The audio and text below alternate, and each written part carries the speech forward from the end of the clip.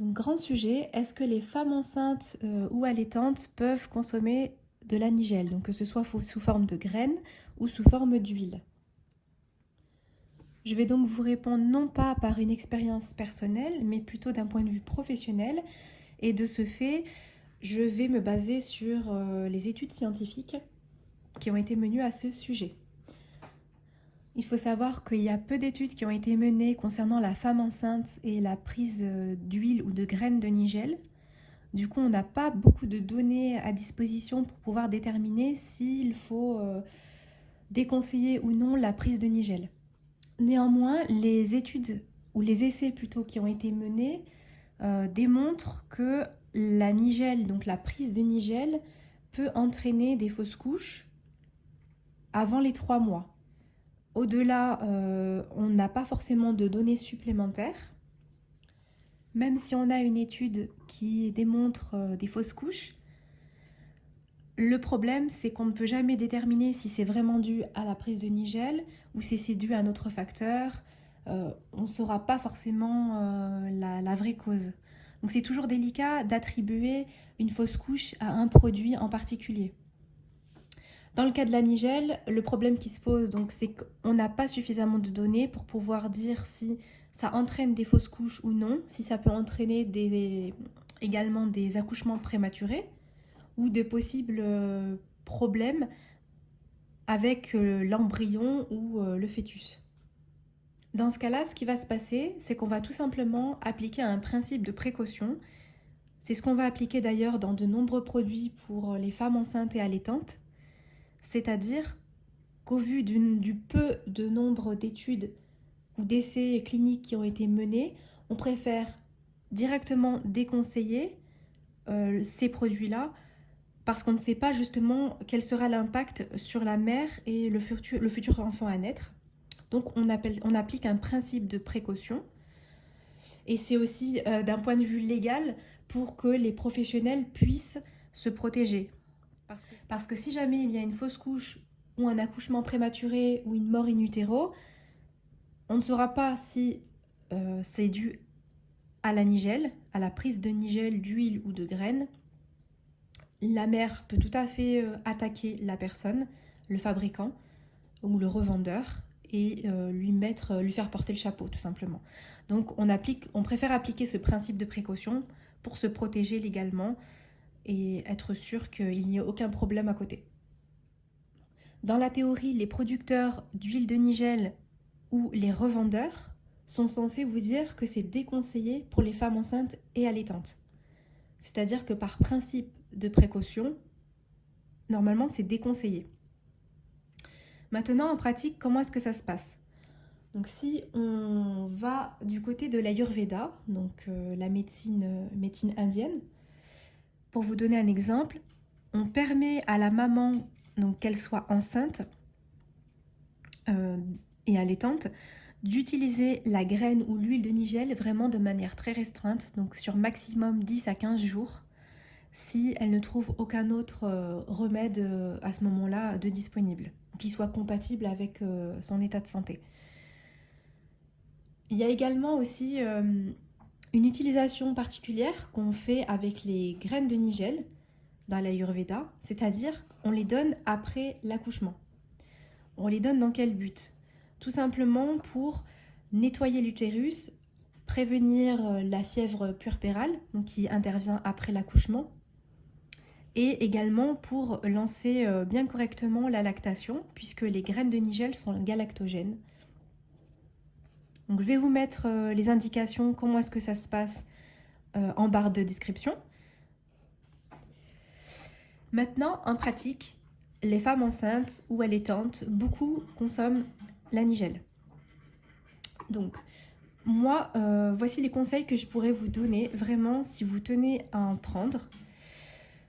Alors, tout d'abord, si vous en prenez alors que vous êtes en essai pour tomber enceinte, je vous recommande de prendre uniquement, que ce soit la graine ou l'huile, du premier jour des règles au 15e jour maximum. Donc, c'est-à-dire, on part du premier jour des règles, donc qui correspond au premier jour du cycle, au 15e jour, Donc pas 15e jour des règles, puisque bien sûr, c'est pas tout le monde qui a 15 jours de règles, mais au 15e jour donc du cycle. Votre point de repère, ça sera le premier jour de vos règles. Pourquoi pas au-delà de 15 jours? Tout simplement parce que le 15e jour, théoriquement c'est le 14e, mais 15e ça va aller, c'est censé être le moment de l'ovulation. Donc vous allez ovuler. Si jamais il y a une implantation après et que vous continuez de prendre l'huile ou la graine, il peut éventuellement, je dis bien il peut, ça sera jamais sûr à 100%, y avoir des risques de fausse couche. Donc à ce moment-là, je vous recommande juste de prendre du premier jour au 15e jour maximum. Maintenant, pour les femmes qui sont enceintes, alors, en ingestion, donc par voie orale, évitez au maximum le premier trimestre, donc les 3 premiers mois, dans la mesure du possible, vraiment évitez. Au-delà, en général, comme on dit, au-delà, il y a toujours moins de risques, mais quand même, si vraiment vous tenez à consommer par voie orale de l'huile de nigel ou de la graine, je ne vous recommande pas de le faire au-delà de 10 jours, vraiment maximum 15 jours, mais déjà 10 jours, c'est déjà beaucoup. Donc ça sera vraiment en cas d'extrême urgence et ça sera en fait vraiment votre entière responsabilité. Donc il y a des personnes qui vont en consommer, il n'y aura aucun problème, mais on n'est jamais sûr, en fait de l'impact. Donc à partir du moment où on n'est pas sûr, on préfère appliquer ce principe de précaution. Maintenant, pour ce qui est des femmes allaitantes. La graine de nigel est considérée comme étant galactogène, donc c'est-à-dire qui stimule la production de lait maternel. Si vous souhaitez en prendre après avoir accouché, vous pouvez tout à fait faire des tisanes à base de graines de nigel ou consommer de l'huile de nigel pure. Donc là, ça serait plus une indication en post-accouchement, donc pour stimuler la production de lait.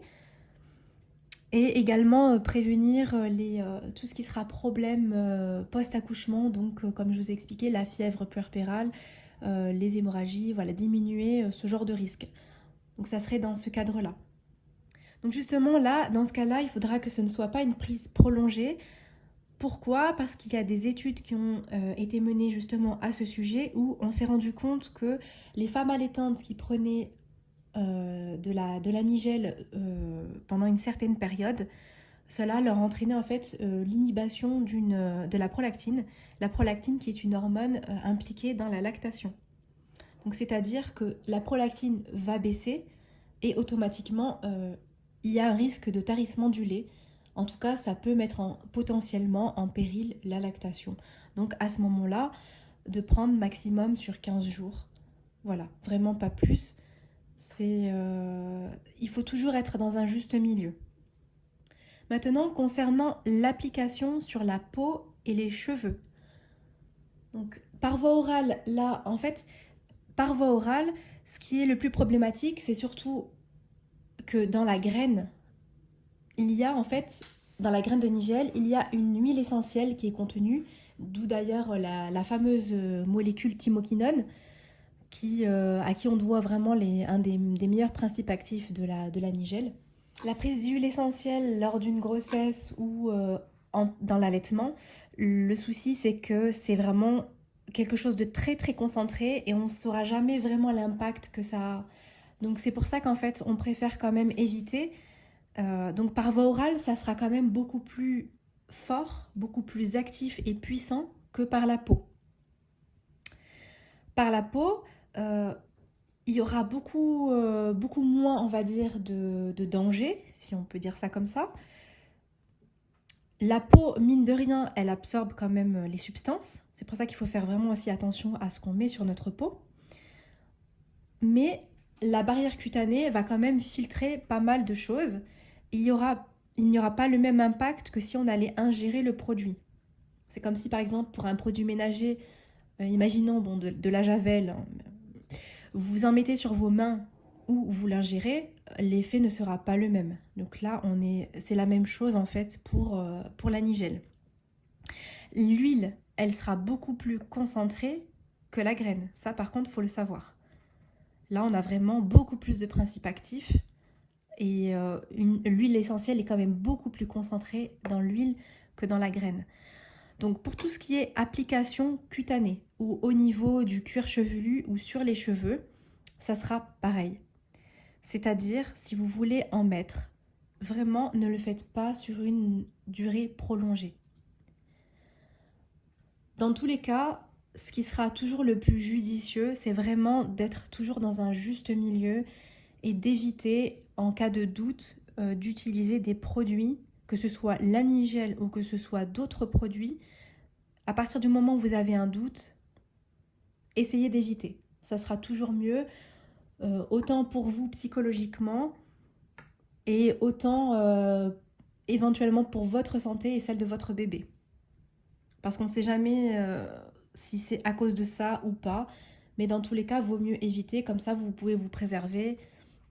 Les personnes qui vont vous dire oui, mais moi j'en ai pris lorsque j'étais enceinte, pendant toute ma grossesse, moi j'en ai pris pendant mon allaitement, il n'y avait aucun problème. Certes, c'est vrai, peut-être que ces personnes-là n'ont eu aucun problème et c'est tant mieux, vraiment. Mais nous ne sommes pas toutes égales et malheureusement, quand on a peu de données sur les choses, dans les doutes, vaut mieux éviter. Vaut mieux éviter, comme ça on a plus l'esprit tranquille. Donc c'est pas parce que ce n'est pas arrivé à une personne que ça n'arrivera pas à vous. Voilà, on ne saura jamais. Donc moi en tout cas, en tant que productrice, vraiment, je préfère déconseiller la prise d'huile de nigelle et de graines de nigelle, que vous soyez enceinte ou allaitante. Éventuellement, je vous aurais dit, après la grossesse, oui, en post-accouchement, parce que vraiment, ça va venir vous aider à stimuler la lactation, à vous remettre sur pied, mais de manière très, très, très courte. Et c'est surtout que si je vous conseillerais ça, c'est parce qu'il y a quand même des études qui ont montré les bienfaits, justement, de la nigelle. Voilà. Et donc, le fait de vous dire, de vous indiquer de limiter cette prise, c'est parce que justement, une fois de plus, il y a des études qui ont démontré qu'une prise prolongée pour la maman allaitante peut diminuer la prolactine et mettre en péril votre allaitement. Donc voilà le conseil le plus judicieux que je pourrais vous donner et dans un juste milieu, avec plus de sécurité, c'est de prendre uniquement en post-accouchement, sur une très courte durée. À ce moment-là, pour stimuler la lactation, ça peut être intéressant de prendre une cuillère à café d'huile de nigelle et en complémentarité de la poudre de graines de nigelle mélangée à du miel. Voilà, ça pour moi je pense que c'est intéressant à prendre pour une femme qui vient d'accoucher. Et au contraire, ça sera rempli de bienfaits pour elle et pour l'enfant.